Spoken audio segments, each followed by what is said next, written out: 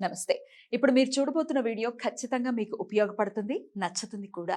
మరి మీకు నచ్చిన విషయం నాకు తెలియాలి అంటే ఈ వీడియోని మీరు లైక్ చేయాలి, షేర్ చేయాలి, అలాగే మన ఛానల్‌ని సబ్స్క్రైబ్ చేయాలి. మీ సపోర్ట్‌ని నాకు అందిస్తారు కదూ! ఓకే. ఇప్పుడు వీడియోని స్టార్ట్ చేద్దాం. నమస్కారం. రేపటి విశిష్టతని ఒకసారి చూద్దాం. రేపు 30వ తారీఖు డిసెంబర్ నెల 2023వ సంవత్సరం శనివారం. శ్రీ శోభకృత్నామ సంవత్సరం దక్షిణాయనం హేమంత ఋతువు.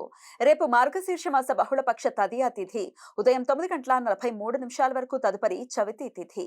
ఆశ్లేష నక్షత్రం రాత్రి తెల్లవారుజామున 5:42 వరకు, తదుపరి మఖ నక్షత్రం.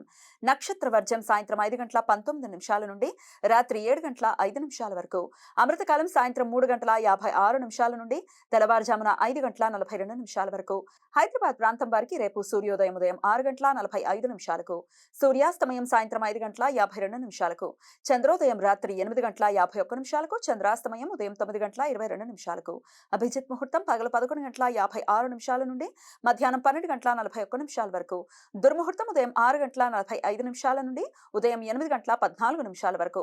రాహుకాలం ఉదయం 9:32 నుండి ఉదయం 10:55 వరకు. గుడిక కాలం ఉదయం 6:45 నుండి ఉదయం 8:09 వరకు.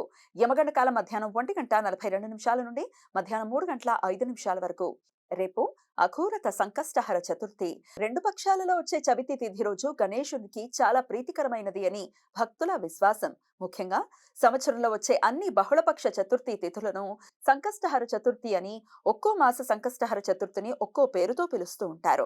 మార్గశీర్ష మాస బహుళపక్ష చతుర్థిని అఘోరత సంకష్టహర చతుర్థి అని పిలుస్తారు. రేపు భక్తులు మట్టి వినాయకుడిని పసుపుతో వేసిన దుర్గాదేవి యంత్రం మీద ప్రతిష్ఠించి ప్రత్యేక పూజలు చేస్తారు. ఆర్థిక ఇబ్బందులు, శత్రు బాధలను అధిగమించడానికి రేపు భక్తులు వినాయక వ్రతం ఆచరిస్తారు. ఈ సమాచారాన్ని మనకందించిన వారు మేడికొండూరు విశ్వనాథ్ ప్రసాద్ గారు. ఆయనకు కృతజ్ఞతల్ని తెలియజేస్తూ గణపతి స్మరణతో సమస్త సన్మంగళాని భవంతు. నమస్కారం.